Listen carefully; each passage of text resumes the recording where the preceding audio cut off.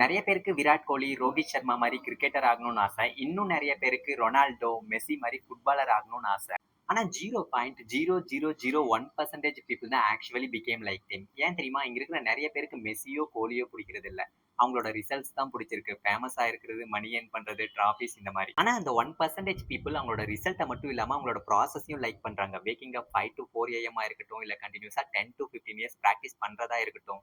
நெறைய failures, இன்ஜுரீஸ், கிரிட்டிசிசம face பண்ணாலும் அவங்களுக்கு புடிச்ச விஷயத்த கன்டினியூஸா பிராக்டிஸ் பண்ணிட்டே இருக்காங்க. ஆனா ரிமைனிங் இருக்கிற 99.9% people responsibilities, financial pressure, age ஆயிடுச்சுன்னு அவங்களுக்கு பிடிச்ச விஷயத்த பண்ணாமலே விட்டுறாங்க. எம்எஸ் தோனி இன்டர்நேஷனல் கிரிக்கெட் டீம்ல செலக்ட் ஆகிறதுக்கு முன்னாடி அவங்களோட ஃபேமிலி ரெஸ்பான்சிபிலிட்டீஸ்க்காக டிடியா வேலை பார்த்துட்டு இருந்தாரு. பிரவீன் தாம்பே ஐபிஎல்ல டெபியூட் ஆகும்போது அவருடைய ஏஜ் 41.